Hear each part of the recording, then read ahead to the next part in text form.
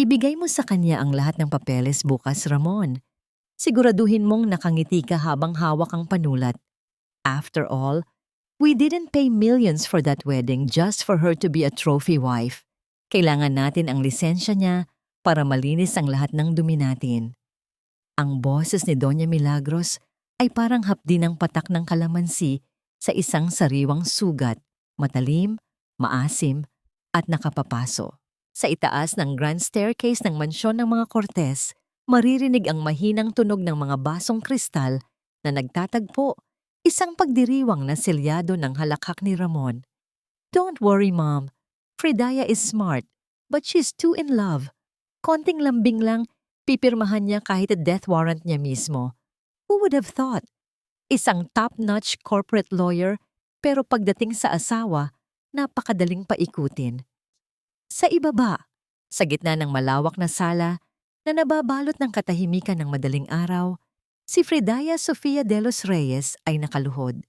Ang kaniyang suot na puting silk nightgown, ang regalong pantulog ni Ramon para sa kanilang ikalawang gabi bilang mag-asawa, ay basang-basa na sa dulo. Ang kulay puti na sumisimbolo sa kalinisan at bagong simula ay unti-unti nang nilalamon ng kulay abong tubig mula sa timba. Mahigpit ang hawak ni Fridaya sa basahan. Kuskos, punat, kuskos. Ang amoy ng matapang na Clorox at chemical ay humahalo sa kaniyang hininga. Tila sinusunog ang kanyang lalamunan. Ipinag-utos ni Doña Milagros na kailangang kuminang ang bawat sulok ng mansyon bago sumikat ang araw, bilang bahagi raw ng pagtanggap sa kanya bilang ganap na asawa. Sadyang napakalayo ng amoy ng amonya sa bango ng mga bulaklak sa altar noong nakaraang 2 araw. Ang hapdi sa kanyang mga tuhod na nakabaon sa malamig na marmol ay hindi maikukumpara sa biglang paglamig ng kaniyang dugo nang marinig ang mga salitang nagmumula sa itaas. Isang mapait na nangiti ang sumilay sa mga labi ni Fridaya, ngunit walang luha na pumatak. Ang kanyang mga mata ay nakatuon sa isang veil ng champagne na tumapon sa sahig. Ang bula nito ay tila kumukutya sa kanyang katayuan.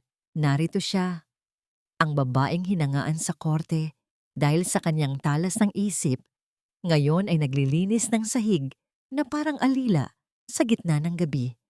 Habang ang lalaking pinangakuan niya ng habambuhay ay ginagawa siyang kasangkapan sa isang krimen. Ang init ng pagmamahal na kaniyang dinala sa bahay na ito ay biglang nagmula sa yelo. Ramdam niya ang panginginig ng kaniyang mga daliri, hindi dahil sa lamig ng tubig, kundi dahil sa matinding hiya, ang hiyang dulot ng sarili niyang katangahan. Ang bawat haplos ni Ramon sa kaniyang buhok noong gabi ng kasal ay tila naging maliliit na karayom na tumutusok sa kaniyang balat. Tumingin siya sa kaniyang kaliwang kamay. Ang brilyante sa kanyang wedding ring ay kumikinang sa ilalim ng liwanag ng chandelier, ngunit para kay Fridaya, ito ay tila isang bakal na kadena na dahan-dahang sumasakal sa kanyang pagkatao. Ganito na lang ba ang halaga ko? Bulong niya sa sarili. Ang kanyang boses ay tila isang nanginginig na hininga sa dilim. Isang pirma? Isang panakip butas? Isang malakas na yabag ng sapatos ang narinig pababa ng hagdan. Ang amoy ng mamahaling tabako at sandalwood perfume ni Ramon ay unti-unting pumatay sa amoy ng Clorox sa paligid niya. Mabilis na ibinaba ni Fridaya ang kanyang ulo.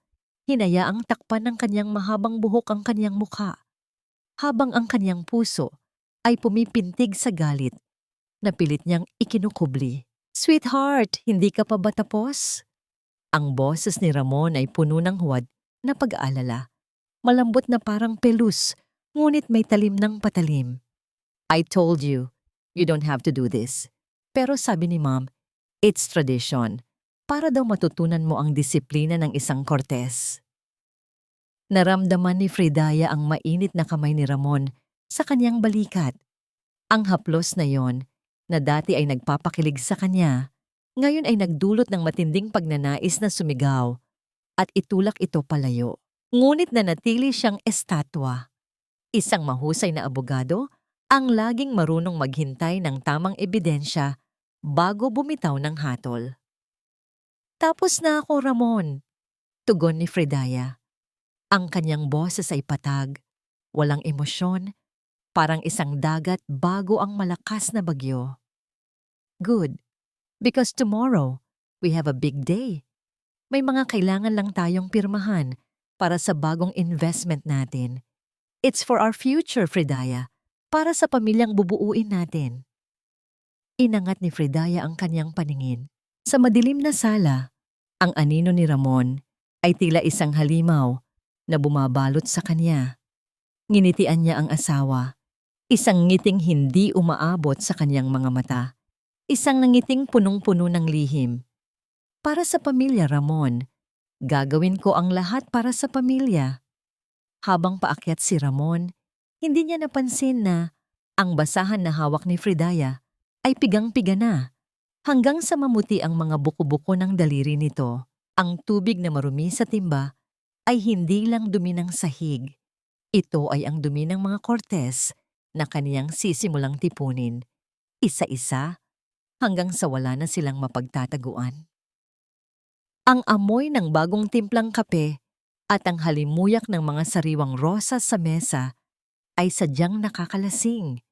Ngunit para kay Fredaya, ito ay amoy ng pagkukunwari. Nakatayo siya sa gilid, hawak ang isang mabigat na pilak na tray, habang pinapanood ang isang eksenang tila lason na dahan-dahang kumakalat sa kanyang sistema. Nana Elvira, you've been with us for 20 years. You are family. Simula ni Doña Milagros. Ang boses ng matanda ay malambing, parang haplos ng seda. Ngunit ang kanyang mga mata ay kasing lamig ng asero.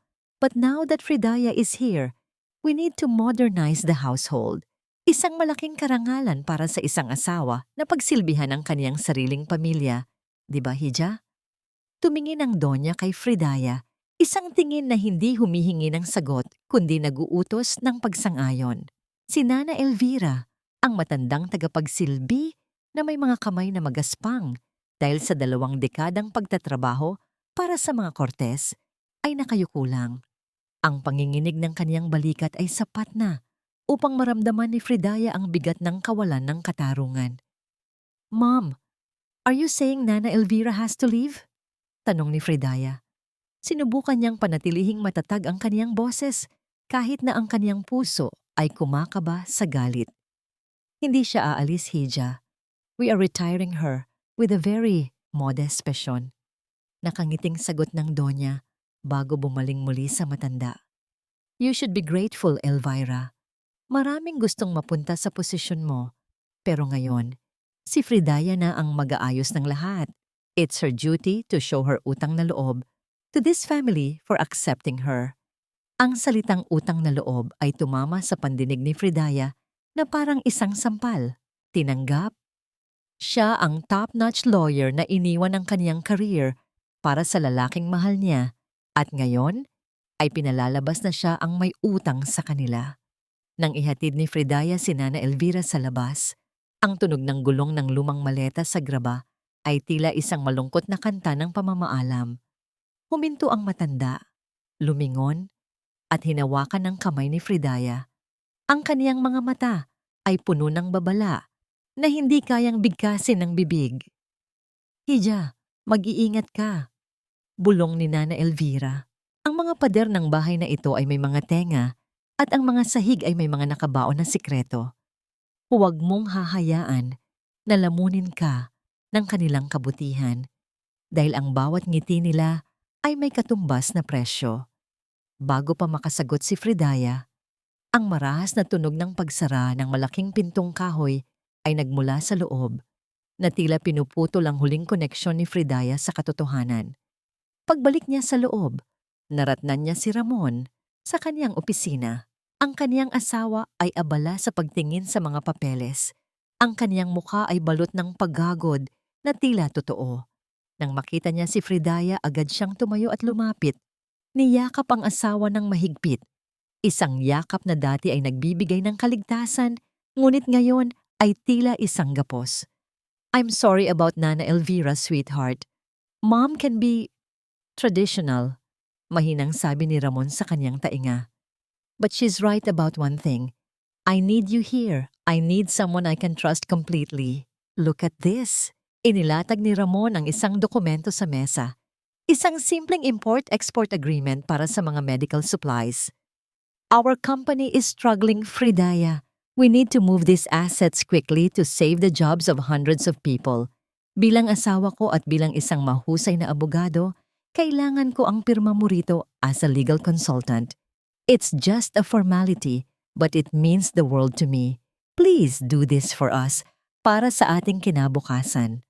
Tumingin si Fridaya sa dokumento. Ang mga salitang legal integrity at fiduciary duty na kaniyang pinag-aralan ng maraming taon ay tila naglalaho sa harap ng pagsusumamo ng kaniyang asawa. Ang init ng palad ni Ramon sa kaniyang likod ay tila naguudyok sa kaniya na sumunod, na maging mabuting asawa na inaasahan ng lahat. Kinuha ni Fridaya ang panulat. Ang bigat nito sa kanyang daliri ay tila 1 toneladang bakal. Pinanood ni Ramon ang bawat galaw niya. Ang kanyang mga mata ay may kislap ng tagumpay na pilit niyang itinago. Nang mailapat ni Fridaya ang huling kurba ng kanyang pirma, isang malamig na hangin ang umihip mula sa bukas na bintana na tila isang babala mula sa langit. Hindi alam ni Ramon, ngunit habang pumipirma si Fridaya, ang kanyang mga mata ay hindi nakatuon sa linya ng pirma, kundi sa isang maliit na detalye sa footer ng pahina, isang tax identification number na pamilyar sa kanya mula sa isang kasong hawak niya noon, isang kaso ng money laundering. Thank you, sweetheart. Muling hinalikan ni Ramon ang kanyang noo. You're the best thing that ever happened to the Cortez family. Ngumiti si Fridaya, isang matamis at masunuring ngiti. Ngunit sa ilalim ng lamesa, ang kaniyang kabilang kamay ay nakakuyom ng mahigpit. Ang kaniyang mga kuko ay bumaon sa kaniyang palad. Nang makaalis si Ramon, dala ang mga papeles, agad na nagtungo si Fridaya sa kaniyang silid. Binuksan niya ang kaniyang laptop at mabilis na nag-type. Ang kaniyang mga daliri ay lumilipad sa keyboard. Hinahanap ang katotohanan sa likod ng numerong kaniyang nakita. Ang resulta ng paghahanap ay nagpatigil sa kaniyang paghinga. Ang kumpanyang pinirmahan niya ay hindi pala nag-e-exist sa opisyal na listahan ng mga rehistradong korporasyon. Ito ay isang multo, isang kasinungalingan. Ang lamig ng sahig ay gumagapang sa kaniyang mga talampakan habang dahan-dahang naglalakad si Fridaya sa madilim na pasilyo. Ang kaniyang bawat hakbang ay maingat, tinitiyak, na walang anumang tunog ng pagkiskis ng tsinelas sa sahig ang makagigising sa mga taong mahimbing ang tulog sa itaas. Ang mansyon ay balot ng katahimikan, isang uri ng katahimikan na tila nananakal at nagbabanta. Sa kaniyang kanang kamay, mahigpit niyang hawak ang isang maliit na notebook at isang panulat. Ito ang kaniyang naging tanging sandata sa nakalipas na mga araw. Bawat numero ng plaka ng sasakyang pumapasok, bawat oras ng pagdating ng mga delivery, at bawat pangalang binabanggit ni Doña Milagros sa telepono ay maingat niyang itinatala. Huminto si Fridaya sa tapat ng malaking basket ng mga maruruming damit sa ilalim ng hagdan. Ito ang kaniyang golden hiding place. Sa paningin ng mga Cortez, ang basket na ito ay isang dumi na hindi nararapat hawakan ng kanilang mga kamay. Ngunit para kay Fridaya, ito ang kanyang baluti. Dahan-dahan niyang itinaas ang mga amoy pawis na baro ni Ramon at ang mga mamahaling linen na ginamit sa hapagkainan. At sa pinakailalim, maingat niyang isinilid ang kaniyang notebook. Ang pinakamalinis na sikreto ay itinatago sa pinakamaduming lugar, bulong niya sa kaniyang isipan. Isang mahinang kaluskos mula sa pintuan sa likod ng kusina ang nagpatigil sa kaniyang paghinga. Ang tunog ng pagpihit ng kandado ay sadyang napakahina, ngunit sa gitna ng gabi, ito ay parang isang pagsabog sa pandinig ni Fridaya. Mabilis siyang nagtago sa anino ng malaking cabinet. Ang kanyang puso ay pumipintig ng mabilis, Tila isang tambol na gustong kumawala sa kanyang dibdib.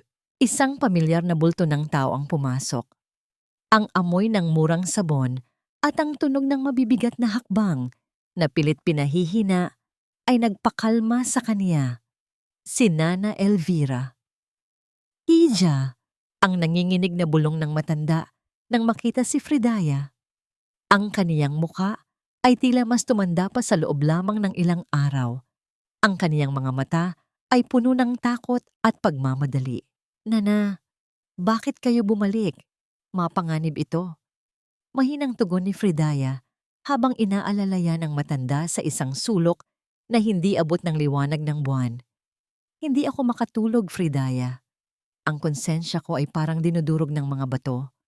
Wika ni Nana Elvira habang hinahawakan ng mahigpit ang mga kamay ng dalaga. Yung mga kahon sa hamba. Yung mga kahon na laging dumarating tuwing 2:00 ng madaling araw. Hindi lang yun mga gamit sa opisina. Ano ang laman ng mga yun, Nana? Sabihin niyo sa akin. Pagpupumilit ni Fridaya, ang kanyang boses ay puno ng determinasyon. Gamot? Hija. Pero hindi totoong gamot. Nakita ko sila isang gabi habang naglilinis ako sa bodega. Pinapalitan nila ang mga etiketa. Ang mga gamot na dapat ay para sa mga may sakit sa puso. Nilalagyan nila ng tatak ng mga sikat na kumpanya. Pero alam kong gawa lang iyon sa kung saan. Ang bawat salita ni Nana Elvira ay parang isang malamig na tubig na ibinuhos sa katawan ni Fridaya. Fake medicine? Pinapatay nila ang mga tao para sa pera? Halos hindi makapaniwala si Fridaya. Ang kanyang tiyan ay kumulo sa tindi ng pagkasuklam. Naalala niya ang mga dokumentong pinirmahan niya, ang mga import-export agreement, na tila napakalinis sa papel. Hija, ang asawa mo, si Ramon, hindi siya ang lalaking akala mo. Siya ang utak sa likod ng lahat. Ang Donya naman ang nagpapatakbo ng mga koneksyon. Ginamit kanila dahil kailangan nila ng isang abogadong may malinis na pangalan na sasalo sa lahat. Kapag nalaman ng mga otoridad, patuloy ni Nana Elvira, ang mga luha ay nagsisimula ng pumatak sa kanyang mga pisngi. Biglang nanlamig ang buong katawan ni Fridaya. Ang init ng mga yakap ni Ramon ay tila naging pakiramdam ng isang ahas na dahan-dahang pumupulupot sa kanyang leeg. Kailangan niyo nang umalis, Nana, bago pa kayo makita ng security, sabi ni Fridaya, bagamat ang kanyang isipan ay abala na sa pagbuo ng isang plano. Salamat sa pagbabalik. Hinding-hindi ko ito kakalimutan. Nang makaalis si Nana Elvira, nanatiling nakatayo si Fridaya sa dilim. Tumingin siya sa itaas ng hagdan, kung saan mahimbing na natutulog ang lalaking itinuturing niyang asawa. Ang pag-ibig na kaniyang naramdaman noon ay parang isang bahay na gawa sa baraha na gumuho sa isang iglap. Ngunit hindi siya iiyak. Hindi ngayon. Isang tunog ng pagbukas ng pinto mula sa itaas ang bumasag sa katahimikan. Ang liwanag mula sa hallway ay tumama sa hagdanan. Naririnig ni Fridaya ang mabibigat na hakbang pababa. Fridaya, are you down there? Ang boses ni Ramon ay bumasag sa gabi, puno ng pagduda at otoridad. Mabilis na kinuha ni Fridaya ang isang baso ng tubig mula sa counter at uminom ng dahan-dahan. Pilit na pinapakalma ang kaniyang sarili bago humarap sa asawa. Ang kaniyang mukha ay muling naging maskara ng isang inosenteng asawa, ngunit sa loob niya, ang apoy ng paghihiganti ay nagsisimula na ring magliyab. Ang amoy ng alikabok at ang masangsang na alingasaw ng mga kemikal ay sumalubong kay Fridaya nang dahan-dahan niyang buksan ang mabigat na pintong bakal sa dulo ng hardin. Ang dilim ay tila isang makapal na kumot na bumabalot sa kanya. Ngunit ang bawat hakbang niya ay gabay ng kanyang determinasyon. Gamit ang maliit na flashlight ng kanyang telepono, inilibot niya ang liwanag sa paligid. Daan-daang mga karton ang nakasalansan hanggang sa kisame. Ang bawat isa ay may tatak ng mga kilalang pharmaceutical brands mula sa Europa at Amerika. Ngunit nang lapitan ni Fridaya ang isa sa mga bukas na kahon, ang kaniyang kamay ay nanginig. Kumuha siya ng isang V ng gamot. isang kilalang brand para sa hypertension at sakit sa puso. Ang packaging ay mukhang perpekto, ngunit sa ilalim ng matalas na paningin ng isang abogadong sanay sa detalye, nakita niya ang maliliit na pagkakamali sa pagkakaimprenta ng mga expiration dates. Ang mga titik ay tila medyo malabo. Isang indikasyon na hindi ito nanggaling sa isang lehitimong makina. Dahan-dahan niyang binuksan ang isang tableta. Ang puting pulbos sa loob ay tila walang buhay, tuyo, at may kakaibang amoy na parang tisa. Panginoon ko, ang tanging naibulalas ni Fridaya sa kaniyang isipan. Ang mga gamot na ito ay ibebenta sa mga taong umaasa para sa kanilang buhay. Ang mga matatandang nagtitipid para pambili ng maintenance, ang mga amang gustong makasama pa ang kanilang mga anak. Lahat sila ay bibili ng kamatayan mula sa mga kamay ng asawa niya. Ang pinakamasakit na bahagi, ang pangalan ni Fridaya Sofia de los Reyes ay nakasulat sa mga shipping permit na nakadikit sa gilid ng mga kahon. Sa sobrang panginginig ng kaniyang mga kamay, ang gilid ng matalim na blister pack ay humiwa sa kaniyang hintuturo. Isang maliit na patak ng dugo ang lumabas at pumatak sa puting tableta. Ang pula sa puti ay tila isang sumpa, isang simbolo ng buhay na sinisira ng kasakiman ng pamilyang pinasukan niya. Hindi niya nararamdaman ang hapdi ng sugat. Ang nararamdaman niya ay ang matinding pagkasuklam na tila bumabalot sa kanyang buong pagkatao. Naalala niya ang mga gabi na hinahalikan ni Ramon ang kanyang mga kamay. Ang mga pangako nito na siya ang kaniyang lucky charm. Ngayon, alam na niya ang ibig sabihin nito. Siya ang legal na pananggal laban sa kulungan. Isang matalas na liwanag ang biglang tumama sa kaniyang mukha. Dahilan upang mapapikit siya at mabitawan ang hawak na gamot. Ang tunog ng dahan-dahang pagpihit ng switch ng ilaw sa dingding ay tila isang hatol ng kamatayan. Searching for something, Hija? Ang boses ni Doña Milagros ay kasing lamig ng marmol ng mansyon. Nakatayo ang matanda sa may pintuan, nakasuot ng kanyang marangyang silk robe. Ang kanyang mga mata ay tila dalawang uling na nagbabaga sa gitna ng dilim. Walang bakas ng gulat sa kaniyang mukha. Tanging ang isang mapait na ngiti na tila nagsasabing huli na ang lahat. Mom, I heard a noise. Ang nanginginig na palusot ni Fridaya habang itinatago ang kaniyang sugataang kamay sa likod. Don't lie to me, Fredia. You were always too smart for your own good. I told Ramon that a lawyer in the house is a double-edged sword. Dahan-dahang naglakad ang Donya palapit sa kanya.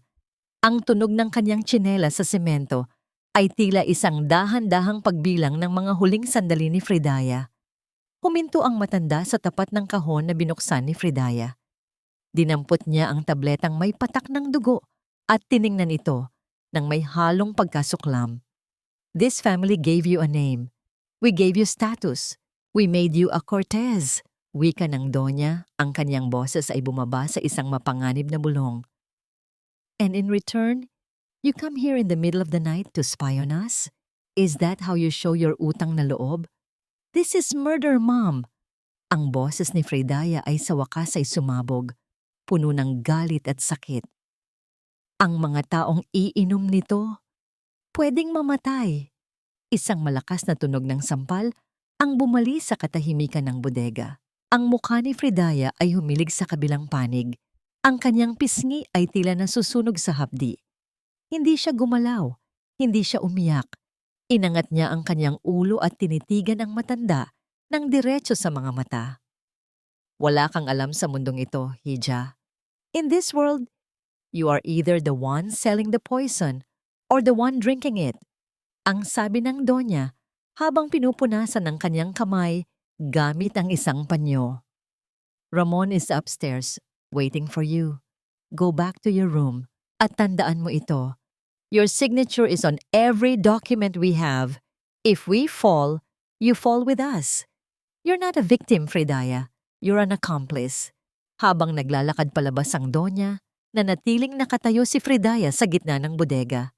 Ang amoy ng kaniyang sariling dugo at ang amoy ng chemical ay tila naging isang sumpa na hindi na niya matatatakasan.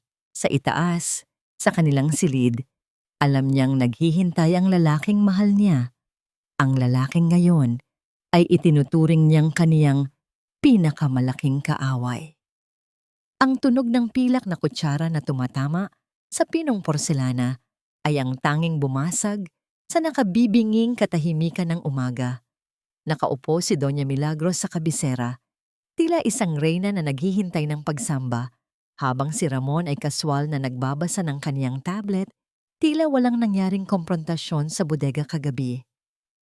"Bakit hindi ka kumakain, sweetheart? I asked the cook to prepare your favorite, garlic rice and longganisa," ani Ramon nang hindi inaalis ang tingin sa screen. Ang kaniyang boses ay parang maligamgam na tubig, nakapapaso sa ilalim ng pekeng init. Dahan-dahang ibinaba ni Fridaya ang kaniyang kubyertos, ang kaniyang hintuturo na may maliit na plaster dahil sa hiwa ng blister pack kagabi ay tila kumikirot sa bawat pintig ng kaniyang puso. "Hindi ko magawang lumunok, Ramon. Hindi habang alam ko kung saan galing ang perang pambili ng pagkaing ito." Ang boses ni Fridaya ay mahina, ngunit may talim na hindi kayang baliwalain. Tumigil si Ramon sa kanyang ginagawa. Dahan-dahan niyang ibinaba ang tablet at tumingin sa kanyang asawa. Ang kanyang mga mata, na dati ay puno ng pagsinta, ay naging dalawang butas ng kawalan. Walang emosyon, walang konsensya. "Hija, stop being so dramatic," singit ni Doña Milagros habang marahang pinupunasan ang kaniyang labi gamit ang telang napkin na may burda ng kanilang apelyido. Ang pamilyang ito ay nabuhay at lumakas dahil sa talino at diskarte. Ang utang na loob mo sa amin ay hindi lang dahil sa pagpapakasal mo kay Ramon. We protected you. We gave you the status that no small-town lawyer could ever dream of. Protected me? O ginawa niyo akong panangga? Pagkontra ni Fridaya, ang kanyang mga kamay ay nakakuyom sa ilalim ng lamesa. "I saw the labels, Mom. I saw the fake meds. Thousands of people could die because of those." Isang malamig na halakhak ang kumawala sa mga labi ni Ramon. Tumayo siya, lumapit kay Fridaya at hinawakan ang magkabilang balikat nito. Ang bigat ng kanyang mga kamay ay tila isang pamatok na nagbabaon kay Fridaya sa sahig. "Listen to me carefully, my dear lawyer wife," bulong ni Ramon sa kanyang tainga. Ang kanyang hininga ay amoy kape at kasinungalingan. "You are part of this now. Ang bawat dokumentong pinirmahan mo, bawat permit na dumaan sa lisensya mo, it ties you to us. If you try to play hero, you'll be the first one to go to jail. Not me. Not Mom. Ikaw." Naramdaman ni Fridaya ang biglang pagsikip ng kanyang dibdib. Ang hiya at pagsisisi ay tila isang malapot na putik na lumulunod sa kanya. Paano siya naging ganito kauto? Ang kanyang integridad, ang kanyang dangal na iningatan ng maraming taon, ay itinapon niya para sa isang lalaking ang tanging mahal ay ang kanyang sariling kapakanan. "If you don't sign the remaining papers this afternoon," patuloy ni Ramon habang dahan-dahang hinahaplos ang pisngi ni Fridaya, "I will make sure the Board of Law hears about your involvement in this operation. Sisirain ko ang karir mo bago ka pa makaisip ng susunod mong hakbang. Do you understand?" Hindi sumagot si Fridaya. Ang kaniyang paningin ay nakapako sa kaniyang pinggan, kung saan ang kanin ay tila naging mga puting uod na gumagapang. Ang kaniyang tiyan ay kumulo, hindi dahil sa gutom, kundi dahil sa matinding pagkasuklam sa lalaking kaniyang pinakasalan. "Kumain ka na, Hija," muling wika ni Doña Milagros. Ang kaniyang boses ay muling naging matamis, isang nakalalasong pulot. "Huwag mong hayaang masayang ang masarap na almusal dahil sa maling prinsipyo." Tumayo si Fridaya ng dahan-dahan. Ang tunog ng pag-atras ng kanyang upuan sa marmol na sahig ay tila isang huling hudyat ng kanyang pagsuko sa kanilang paningin. Ngunit sa loob ng kanyang isipan, isang bagong apoy ang nagsisimulang magliyab. "Excuse me, Ang tanging nasabi ni Fridaya bago mabilis na naglakad palayo sa silid kainan. Hindi siya tumuloy sa kanilang kwarto. Nagtungo siya sa kanyang sariling maliit na study room, isinara ang pinto at nanginginig na inilabas ang kanyang lumang cellphone, isang device na hindi alam ni Ramon na kanyang itinago. Ang kanyang mga daliri ay mabilis na nagtipa ng isang numero. Daniel, it's Fredia. I need your help. I'm in deep trouble. Ang kanyang boses ay halos isang bulong. Puno ng takot ngunit may sapat na lakas upang simulan ng pagguho ng kahariang itinayo sa ibabaw ng mga bangkay. Tumingin siya sa labas ng bintana kung saan ang hardin ng mga Cortez ay tila isang magandang paraiso na nakatayo sa ibabaw ng isang malaking libingan. Ang amoy ng malansang isda at ang halimuyak ng mga nabubulok na gulay ay sumalubong kay Fridaya pagbaba niya sa tricycle sa gilid ng palengke. Ang ingay ng mga tindero, ang sigawan ng mga mamimili, at ang malakas na busina ng mga nagdaraang daip ay tila isang magulong kanta na nagbibigay sa kanya ng kakaibang kapanatagan. Sa lugar na ito, kung saan ang lahat ay abala sa pakikipagsapalaran para sa bawat sentimo, siya ay walang pangalan. Siya ay hindi isang Cortez. Dahan-dahan siyang naglakad sa gitna ng maputik na eskinita. Ang kaniyang mga sapatos na gawa sa mamahaling balat ay unti-unting nababalot ng maruming tubig at dumi ng palengke. Hindi siya nandidiri. Ang bawat bakas ng putik sa kanyang paa ay tila isang paglilinis mula sa pekeng kabang-mabanguhan ng mansyon ni Ramon. Sa dulo ng isang maliit na karinderya, nakaupo ang isang lalaking may suot na kupas na baseball cap at lumaring t-shirt, si Agent Daniel Cruz. Sa harap niya ay isang mangkok ng mainit na mami, ngunit ang kanyang mga mata ay hindi nakatuon sa pagkain, kundi sa bawat taong dumadaan. Attorney? Mahinang bati ni Daniel nang maupo si Fridaya sa tapat niya. Hindi siya ngumiti. Ang kanyang boses ay seryoso, puno ng bigat ng kanyang tungkulin. Daniel, salamat sa pagdating, tugon ni Fridaya. Ang kanyang boses ay nanginig ng bahagya, hindi dahil sa lamig, kundi dahil sa matinding takot na baka may nakakita sa kanya. I've checked the tax identification number na ibinigay mo. It's a dead end, Fridaya. It's a shell company registered under a fake name. Wika ni Daniel habang dahan-dahang hinahalo ang kaniyang sabaw. But your hunch about the medicine is right. May mga report na kaming natatanggap tungkol sa mga pekeng gamot sa mga probinsya, pero wala kaming sapat na ebidensya para ituro ang mga courts. They are too clean on paper. Dahil ginawa nilang marumi ang pangalan ko, Daniel, mapait na sagot ni Fridaya. I signed those permits. Ako ang magiging taming sa bawat kasalanan nila. Inilapit ni Daniel ang kanyang mukha. Ang kanyang boses ay naging isang seryosong bulong. Listen to me. Kung gusto mong makalaya, kailangan natin ang black ledger ni Ramon. It's a digital file, or maybe a physical book, where he records the real transactions, the real suppliers and the real buyers. Without that, you are just an accomplice in the eyes of the law. Naramdaman ni Fridaya ang biglang panlalamig ng kaniyang mga kamay. Ang black ledger. Alam niyang itinatago yon ni Ramon sa kanyang personal na vault, sa loob ng kanyang opisina sa mansyon, isang lugar na bawal pasukin ng sinuman, kahit ni Fridaya. You have to get it, Fridaya, patuloy ni Daniel.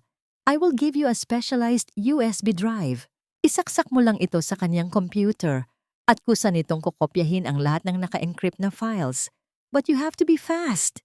If you get caught... I know, putol ni Fridaya. Ang kanyang mga mata ay nag-aapoy sa determinasyon. I'll do it. Hindi dahil sa gusto kong iligtas ang sarili ko, kundi dahil sa mga taong pinapatay nila sa bawat tableta ng lason na ibinibenta nila. Inabot ni Daniel ang isang maliit na USB drive sa ilalim ng lamesa na tila isang lihim na transaksyon. Nang mahawakan ito ni Fridaya, naramdaman niya ang bigat ng misyong kaniyang pinasukan. Ito na ang kaniyang huling baraha. Pagbalik niya sa mansyon, sinalubong siya ng nakabibinging katahimikan. Ang amoy ng Clorox ay muling nanalasa sa kaniyang pang-amoy. Tila sinusubukan siyang paalalahanan ang kaniyang lugar sa bahay na ito. Mabilis siyang nagtungo sa kaniyang silid upang itago ang USB drive. Ngunit bago pa man niya mahawakan ang doorknob, ang pinto ay biglang bumukas mula sa loob. Nakatayo si Ramon sa gitna ng silid, hawak ang kaniyang laptop. Ang kaniyang muka ay balot ng isang madilim na ekspresyon na hindi pa kailanman nakita ni Fridaya. "Saan ka galing, sweetheart?" tanong ni Ramon. Ang kaniyang boses ay mababa at puno ng pagduda. "And why are you dressed like that? Amoy palengke ka." Hindi agad nakapagsalita si Fridaya. Ang kaniyang puso ay tila gustong tumalon palabas ng kaniyang dibdib. At ang USB drive sa kaniyang palad ay tila naging isang nagniningas na uling sa init. I just needed some air, Ramon. I went for a walk." Palusot ni Fridaya. Pilit na pinapanatiling paatag ang kaniyang boses. "A walk? In that outfit?" Dahan-dahang lumapit si Ramon sa kanya. Ang bawat hakbang nito ay tila isang dahan-dahang pagpiga sa kaniyang leeg. "Anyway, it doesn't matter. I need to use your laptop. Nasira ang sa akin at may kailangan akong i-check na napakahalagang dokumento para sa board meeting bukas. Now." Ang kaniyang laptop, ang tanging kagamitan kung saan itinatago ni Fridaya ang kaniyang sariling mga ebidensya at ang komunikasyon niya kay Daniel. Sige. "Bakit parang nakakita ka ng multo, sweetheart?" Ang boses ni Ramon ay nananatiling mahinahon, ngunit ang talim ng kaniyang pagduda ay ramdam na ramdam ni Fridaya. "I just asked for your laptop. Is there something in here that I shouldn't see?" Huminga ng malalim si Fridaya, pilit na pinapakalma ang nanginginig niyang kalamnan. Isang matamis at medyo malungkot na ngiti ang kaniyang ipinakita. Isang maskara ng isang asawang nasasaktan. "Of course not, Ramon. Nagulat lang ako dahil galing ako sa palengke. I wanted to buy some herbs para sa tiyan ni Mom. Sabi mo kasi kailangan ko siyang suyuin." Dahan-dahang inilahad ni Fridaya ang kaniyang kamay, hinahayaan ng asawa na makita ang kaniyang maruming sapatos. "Go ahead, use it. Pero baka mapuno ka ng alikabok." Inabot ni Fridaya ang laptop nang may pekeng kaba, sadyang ginawang medyo lampa ang kaniyang pagkilos upang maitago ang USB drive sa kaniyang bulsa habang nagpapalit siya ng kaniyang maruming balabal. Ang kaniyang puso ay pumipintig ng mabilis, tila isang ibon na nakakulong sa hawla. Ngunit ang kaniyang mukha ay nanatiling maamo. Nang makalabas si Ramon dala ang laptop, hindi huminto si Fridaya. Alam niyang ito na ang pagkakataon niya. Habang abala ang kaniyang asawa sa pag-check ng mga pekeng dokumento, kailangang makuha niya ang loob ng reyna ng mansyon, si Doña Milagros. Sa sumunod na 2 oras, si Fridaya ay naging anino ng perpektong manugang. Naghanda siya ng tsa na may halong chamomile at honey. Ang kanyang bawat galaw sa kusina ay maingat at walang tunog. Nang pumasok siya sa silid ng Donya, ang amoy ng insenso at mamahaling pabango ay sumalubong sa kanya, tila isang mabigat na ulap na nagbabanta. "Mom, I prepared some tea for you. Napansin ko pong parang pagod kayo kanina sa almusal." Malambing na wika ni Fridaya habang inilalapag ang tasa sa tabi ng matanda. Tumingin si Doña Milagros ng may halong pagtataka, ngunit hindi rin nakatanggi sa init ng serbisyong inaalay ni Fridaya. Dahan-dahang umupo ang dalaga sa likuran ng matanda at inumpisahang hilutin ang mga balikat nito. Ang balat ng Donya ay malamig at tila walang buhay, ngunit sa ilalim ng mga kamay ni Fridaya, naramdaman niya ang bawat tensyon sa kalamnan nito. Ito ang kaniyang taktika, ang voodoo ngam. Habang minamasahe niya ang matanda, ang kaniyang mga mata ay nakatuon sa pintuan ng opisina ni Ramon na bahagyang nakabukas sa dulo ng pasilyo. "You're learning, Hija. Ang isang Cortez ay marunong magpasakop bago mag-utos." Ang boses ng Donya ay tila isang pusa na naglalambing matapos makakuha ng biktima. I'm just doing my duty, Mom. Bulong ni Fridaya habang sa loob niya ay binibilang niya ang bawat segundo. Utang na loob ko po ang lahat sa inyo. Nang makitang dahan-dahang pumikit ang donya sa sarap ng masahe, agad na nagpaalam si Fridaya para maghanda ng hapunan. Ngunit sa halip na sa kusina, mabilis siyang naglakad patungo sa opisina ni Ramon. Ang tunog ng pagpihit ng pintuan ay sadyang napakatahimik, tila isang hininga sa dilim. Pumasok siya at agad na nakita ang personal na computer ni Ramon na nakabukas pa. Ang screen ay naglalabas ng malamig na asul na liwanag na tumatama sa kaniyang mukha. Mabilis niyang isinaksak ang USB drive mula kay Daniel. Isang maliit na bar sa screen ang lumitaw. Ang bawat porsyento ng pag-copy ay tila isang taon ng kaniyang buhay na dumadaan. 10%, 20. Narinig ni Fridaya ang mabibigat na yabag ng paa mula sa pasilyo. Ang tunog ng mga sapatos ni Ramon sa marmol ay tila isang orasan na mabilis na tumatakbo. Kinabahan siya. Ang kaniyang kamay ay napakapit sa gilid ng mesa. Ang kaniyang mga kuko ay bumaon sa kahoy. 50%, 70. Ang bawat paghinga niya ay naging maikli at mabilis. Tiningnan niya ang pintuan. Malapit na ang tunog. Mararamdaman na niya ang amoy ng sandalwood at tabako ni Ramon na papalapit. 70%, 78%. Naramdaman niya ang dahan-dahang pagpihit ng hawakan ng pinto mula sa labas.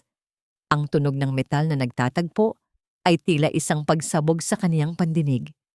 Hindi na siya makagalaw. Ang kaniyang mga mata ay nakapako sa screen, nagmamakaawa sa huling 2%. 70%. Ang pinto ay dahan-dahang bumukas, naglalabas ng liwanag mula sa hallway patungo sa madilim na silid. Ang liwanag mula sa hallway ay tumama sa likuran ni Ramon na tila isang anino ng kamatayan na bumabalot sa buong silid. Nakatayo si Fridaya sa tapat ng bintana. Ang kanyang mga kamay ay nakahawak sa kurtina. Pilit na pinapakalma ang kanyang nanginginig na katawan. "What are you doing here in the dark, Fridaya?" Ang boses ni Ramon ay mababa, puno ng pagduda na tila isang laso na dahan-dahang humihigpit sa leeg ng kaniyang asawa. I was just closing the windows, Ramon. Lumalamig na kasi ang gabi. Tugon ni Fridaya. Ang kaniyang boses ay mahina. Sapat na upang magmukhang pagod at inosente. "And I thought I left my phone here kanina." Dahan-dahang lumapit si Ramon. Ang amoy ng kaniyang sandalwood perfume ay tila isang laso na sumusuffocate kay Fridaya. Tumingin si Ramon sa kaniyang computer screen na kasalukuyang nasa sleep mode, pagkatapos ay muling tumingin sa asawa. Sa loob ng ilang segundo, ang katahimikan ay naging kasing talim ng isang kutsilyo. "Come to bed, sweetheart. Bukas na ang grand gala ng mga Cortez. I want you to look perfect. You are the face of our legal success, remember?" Muling wika ni Ramon habang hinahaplos ang pisngi ni Fridaya. Ang haplos na yon ay hindi na nagbibigay ng init, kundi isang kilabot na gumagapang sa kaniyang balat. Nang makaalis si Ramon, mabilis na nagtungo si Fridaya sa banyo at ikinandado ang pinto. Inilabas niya ang USB drive mula sa kaniyang medyas. Ang kaniyang mga kamay ay nanginginig pa rin habang ikinakabit ito sa kaniyang sariling laptop na nakatago sa ilalim ng mga tuwalya. Sa isang click, ang lahat ng ebidensya, ang mga lihim na transaksyon, ang mga pangalan ng mga supplier ng pekeng gamot, at ang mga account sa bangko ay nailipat na sa kaniyang cloud storage. Sa isang maikling mensahe, ipinadala niya ang link kay Daniel. "Everything is here. The Black Ledger is yours." Ang sumunod na araw ay naging isang dahan-dahang paghahanda para sa isang pagbitay.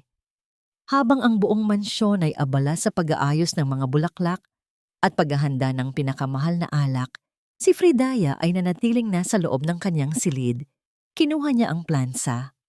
Ang init nito ay tumatama sa kanyang mukha habang maingat niyang inaayos ang puting tuksido ni Ramon. Ang bawat lukot sa tela ay kanyang pinapatag ng may matinding konsentrasyon. Sa bawat hagod ng mainit na bakal, naalala ni Fridaya ang bawat kasinungalingang binitiwan ni Ramon, ang bawat sampal ng Donya, at ang bawat buhay na nawala dahil sa kanilang kasakiman. Ang damit na ito ang isusuot mo sa iyong huling gabi ng kalayaan, bulong ni Fridaya sa kaniyang isipan habang tinitingnan ang toksido na tila isang puting kabaong na nakalatag sa kama. Walang emosyon sa kanyang mukha nang pumasok si Doña Milagros sa samubyo, sa silid. Ang matanda ay nakasuot na ng kanyang itim na gown na tila isang reyna ng kadiliman. Siguraduhin mong nakasuot ka ng mga hiyas na ibinigay ko sa iyo, Fridaya. I want everyone to see how much we value you, utos ng Donya habang sinusuri ang kanyang sariling hitsura sa salamin. Opo, ma'am. Isusuot ko ang lahat. Tugon ni Fridaya, ang kanyang boses ay puno ng pagsunod na tila isang matamis na lason. Habang nagbibihis, naramdaman ni Fridaya ang kanyang telepono na nag-vibrate sa loob ng kanyang drawer. Isang mensahe mula kay Daniel. The warrant is ready. We will strike at exactly 9:00 ng gabi during the toast. Stay close to the center of the hall. Don't let them leave your sight. Tumingin si Fridaya sa salamin. Ang babaeng nakatingin sa kanya ay hindi na ang inosenteng abogado na naniwala sa pag-ibig. Ang kaniyang mga mata ay naging kasing lamig ng gabi, kasing talas ng batas, at kasing handa ng isang manunununggab na naghihintay ng tamang sandali.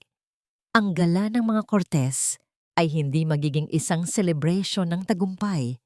Ito ay magiging isang entablado para sa kanilang sariling pagkawasak. At siya, ang babaeng itinuring nilang alila at panangga, ang siyang maglalaglag ng kurtina sa kanilang maruming palabas kanak sa pahak. Nakatayo si Fridaya sa gitna ng karamihan. Suot ang isang itim na terno na yari sa pinong sutla. Ang kanyang leeg ay pinalalamutian ng mga brilyanteng ibinigay ni Doña Milagros. Sa paningin ng mga panauhin, mga politiko, negosyante, at matataas na opisyal, siya ang larawan ng isang matagumpay na babae. Ngunit sa bawat pagbati at pagangiti niya, nararamdaman niya ang bigat ng mga hiyas na tila mga kadenang bakal na humihila sa kanya pababa sa kailaliman ng dagat. Everyone, I want you to meet my daughter-in-law, Attorney Fridaya Sofia de los Reyes. Ang boses ni Doña Milagros ay umalingaw-ngaw sa bulwagan. Puno ng pagmamalaki na tila isang mangangaso na nagpapakita ng kanyang pinakamahalagang huli. She is not just a beautiful face. She is the legal backbone of our latest expansion. Without her expertise, this record-breaking deal wouldn't have been possible. Isang masigabong palakpakan ang sumunod. Ang tunog ng mga kamay na nagtatagpo ay tila isang nakatutulig na ingay sa pandinig ni Fridaya. Ramdam niya ang mga mata ng mga tao, puno ng paghanga at inggit. Ngunit ang kaniyang pansin ay nakatuon sa isang maliit na detalye. Ang panginginig ng kaniyang sariling kamay na hawak ang manipis na baso ng alak. Naalala niya ang amoy ng Clorox sa kaniyang mga daliri noong nakaraang gabi. Naalala niya ang dumi ng palengke sa kaniyang mga sapatos. Ang kaibahan ng karangyaan ito sa duming kaniyang nilinis ay isang malupit na katotohanan na tila sumasakal sa kaniyang hininga. Lumapit si Ramon. Ang kaniyang puting tuksido ay tila nagniningning sa ilalim ng liwanag. Inakbayan niya si Fridaya, isang kilos na tila nagmamay-ari, habang ang kanyang kabilang kamay ay may hawak na baso ng gintong alak. You look stunning, sweetheart, bulong ni Ramon. Ang kanyang hininga ay amoy alak at tagumpay. I told you, this is where you belong. Look at all these people. They bow to us. And starting tonight, after we sign the final partnership with our international buyers, we will be untouchable. Untouchable. Ulit ni Fridaya sa kanyang isipan. Ang kanyang mga mata ay lumingon sa malaking orasan sa dingding. 15 minuto na lang bago sumapit ang 9:00.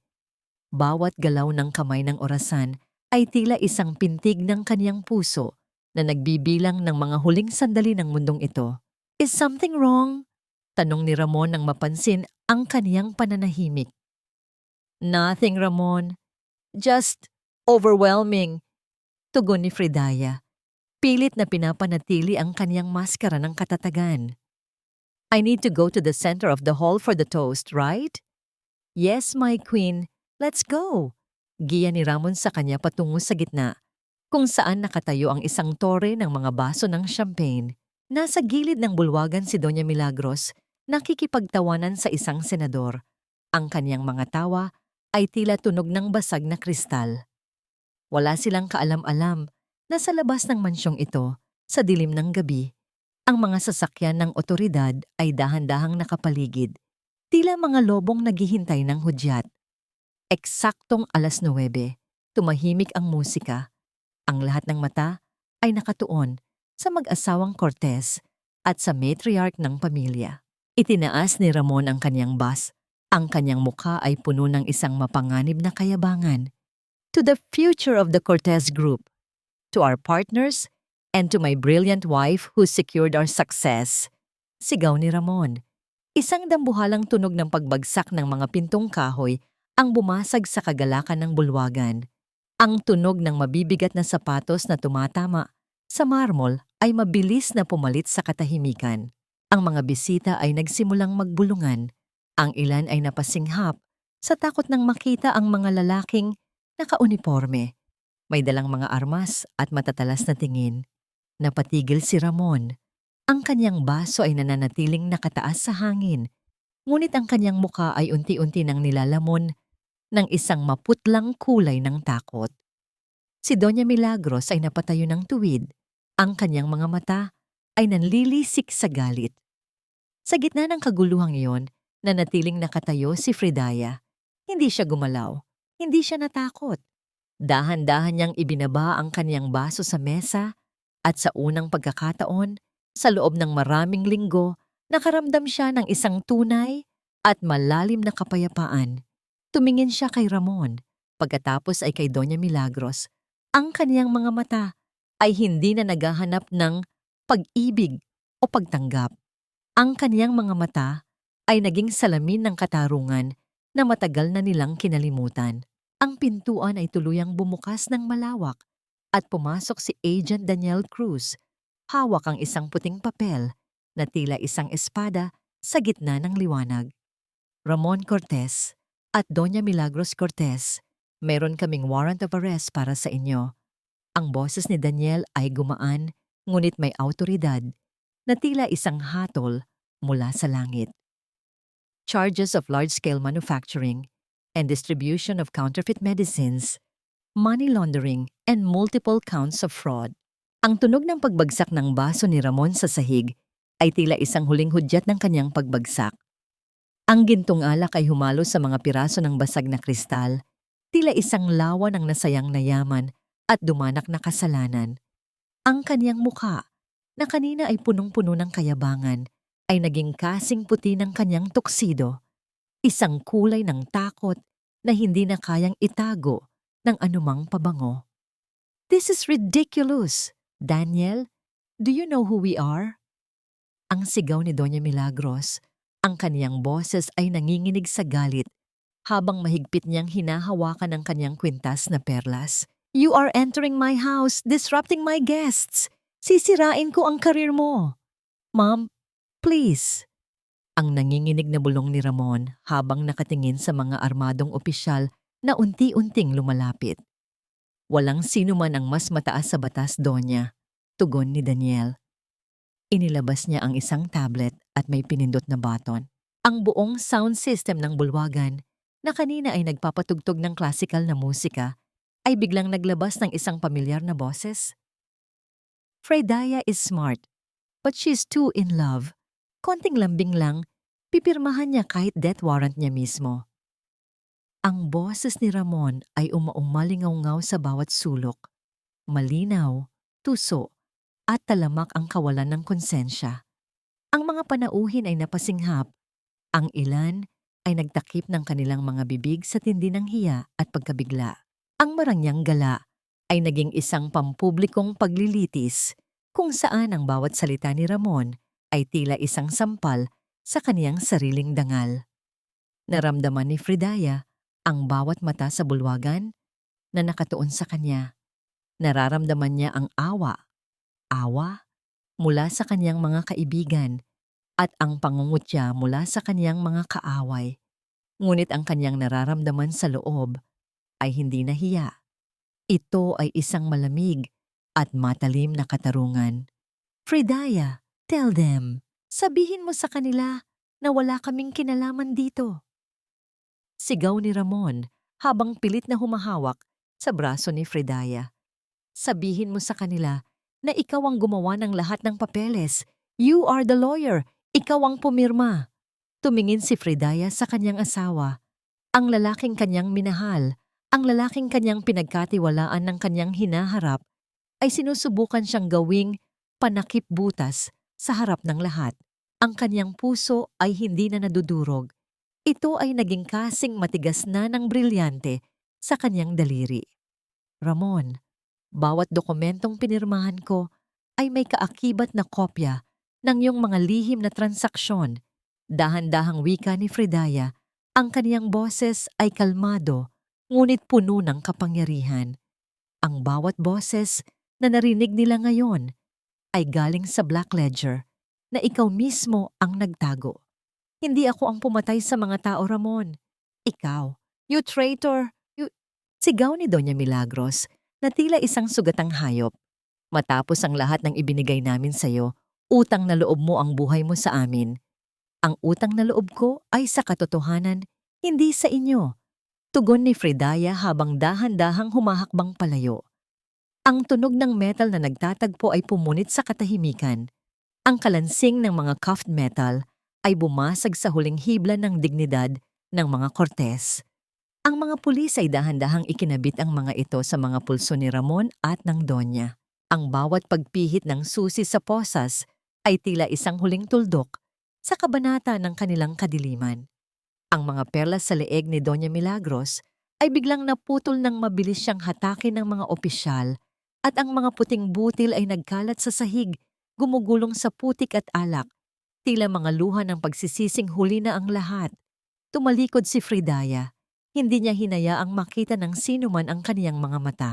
Ang hiya na dapat ay kaniyang nararamdaman ay napalitan ng isang malalim na paghinga ng kalayaan. Habang ang kanyang asawa at biyenan ay inilalabas ng mansyon sa harap ng mga kamera ng media na kanina lang ay naghihintay para sa kanilang tagumpay, na natiling nakatayo si Fridaya sa gitna ng nagkagulong bulwagan. Ang amoy ng mamahaling alak ay tila naging amoy ng kamatayan, ngunit sa labas ng bintana, ang unang silip ng bukang liwayway ay nagsisimula ng bumutas sa kadiliman. Awa, Fridaya, please, tell them it's a mistake. Mag-usap tayo, asawa mo ako. Ang pagsusumamo ni Ramon habang pilit na kinakaladkad ng dalawang opisyal. Ang kaniyang buhok na dati ay laging maayos ay gulo-gulo na, at ang pawis sa kaniyang noo ay humahalo sa kaniyang luha ng desperasyon. Gagawin ko ang lahat. Hinding-hindi na mauulit ito. Just save me this once. Humarap si Fridaya sa lalaking minsan niyang inakala na magiging katuwang sa habambuhay. Tinitigan niya ito ng diretso sa mga mata. Ang mga matang dati ay puno ng tamis, ngunit ngayon ay puno ng panlilinlang. Ang nararamdaman niya ay hindi na galit, kundi isang malalim na pagkaawa. Awa para sa kanyang sarili na naging bulag at para kay Ramon na naging alipin ng sariling kasakiman. Ang huling pirma na gagawin ko para sa iyo, Ramon, ay ang ating annulment papers. Ang boses ni Fridaya ay kasing lamig ng hangin sa labas. My license as a lawyer was never meant to be your shield. It was meant to be a sword for the innocent. At ngayon, ang espadang yon ang siyang puputol sa ating ugnayan. You ungrateful woman! Ang sigaw ni Doña Milagros mula sa kabilang bahagi ng silid. Ang kanyang boses ay tila isang basag na plaka, puno ng puot. Everything you have, we gave it to you.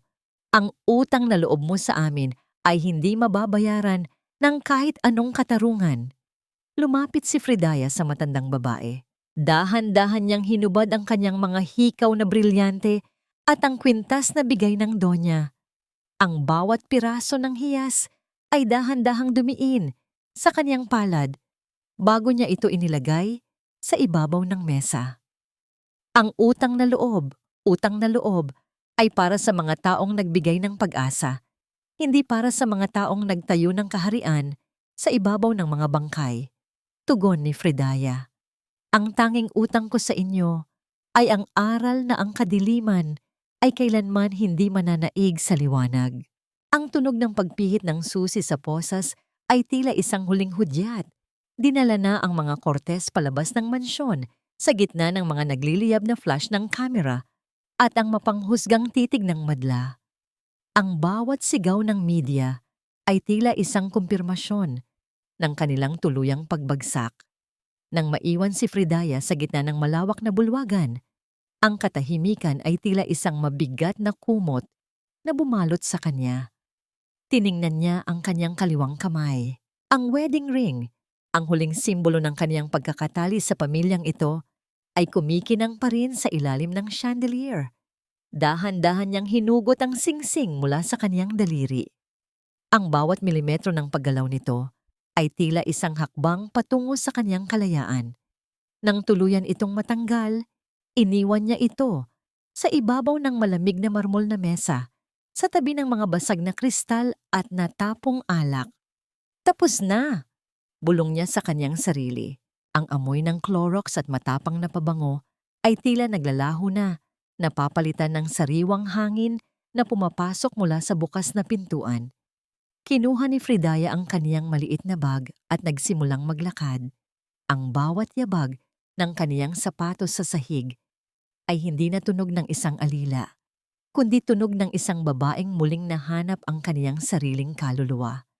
Sa may pintuan, naghihintay si Agent Daniel Cruz. Hindi ito nagsalita. Tanging isang simpleng pagtango ng paggalang ang kaniyang ibinigay. Alam ni Daniel na ang laban ni Fridaya sa korte ay magsisimula pa lamang, ngunit ang pinakamahirap na laban, ang laban sa kaniyang sariling puso, ay naipanalo na niya. Lumabas si Fridaya sa mansyon. Hindi na siya lumingon sa likuran. Hindi na niya tiningnan ang malaking gate na dati ay tila isang harang sa kaniyang pangarap. Ngayon, ang bawat hakbang niya sa kalsada ay tila isang pagsisimula ng isang bagong kabanata. Isang kabanata kung saan ang kaniyang pangalan ay hindi na pag-aari ng sinuman, kundi ng kaniyang sarili lamang. Ang dilim ng gabi ay unti-unti nang binubutas ng unang sinag ng bukang liwayway. At sa unang pagkakataon, ang sikat ng araw ay hindi na nakasisilaw, kundi isang mainit na yakap ng pag-asa. Ang amoy ng bagong giling na kapeng barako ay dahan-dahang humahalimuyak sa loob ng silid, isang mabangong paalala ng kanyang bagong simula. Wala na ang masangsang na alingasaw ng Clorox na dating sumusuffocate sa kanyang lalamunan. Wala na ang mabigat na amoy ng sandalwood na nagpapaalala sa kanya ng mga kasinungalingan ni Ramon. Ngayon, ang bawat amoy sa paligid niya ay amoy ng katotohanan at kapayapaan. Bumukas ang pinto ng dahan-dahan. Pumasok si Nana Elvira. Suot ang isang tila satin na asul na blusa. Ang kanyang mukha ay maaliwalas at wala na ang bakas ng takot. Hindi na siya ang matandang tagapagsilbi na nakayuko. Siya na ang katuwang ni Fridaya sa pagpapatakbo ng kaniyang law firm para sa mga kababaihan. Attorney, narito na ang kape mo. Nakangiting wika ni Nana Elvira habang inilalapag ang tasa sa mesa. At may balita na naman sa dyaryo. Ang huling apela ni Doña Milagros ay tinanggihan ng korte.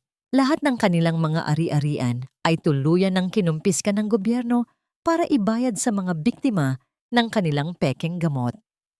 Huminga ng malalim si Fridaya. Ang balita tungkol sa pagkakakulong ni Ramon at ng kaniyang ina ay hindi na nagbibigay sa kanya ng ligaya, kundi isang tahimik na pakiramdam ng katarungan. Ang gigil na na dati ay sumasakal sa kanya ay napalitan na ng isang malalim na pag-unawa. Ang kanilang pagbagsak ay hindi gawa ng kaniyang paghihiganti, kundi bunga ng sarili nilang mga desisyon. Ang karma ay hindi lamang isang parusa. Ito ay ang universo na nagbabalik ng balanse. Salamat, Nana. Kamusta naman ang babaeng naghihintay sa labas? Tanong ni Fridaya. Ang kanyang boses ay puno ng malasakit. Si Liza? Kanina pa siya umiiyak, attorney. Natatakot siyang iwan ang kanyang asawa dahil wala raw siyang matutuluyan. Sabi niya, utang na loob niya raw sa pamilya ng asawa niya ang lahat. Tugon ni Nana Elvira, ang kanyang mga mata ay nagpapakita ng pamilyar na sakit na naranasan din nila noon.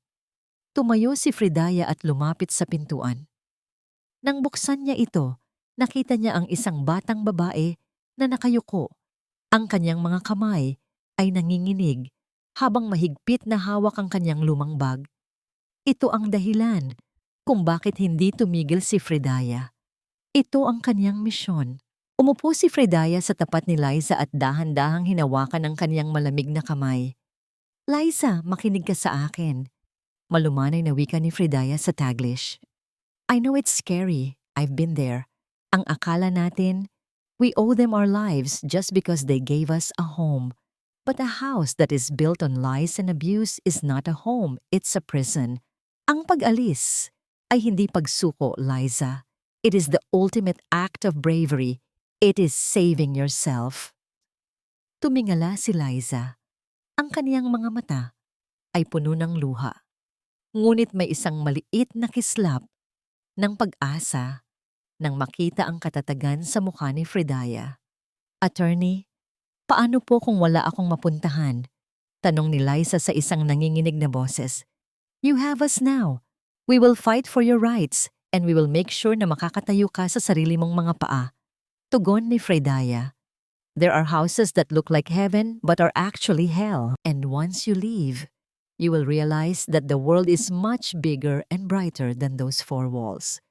Nang lumabas si Liza sa opisina matapos ang kanilang konsultasyon, nanatiling nakatayo si Fridaya sa tabi ng bintana.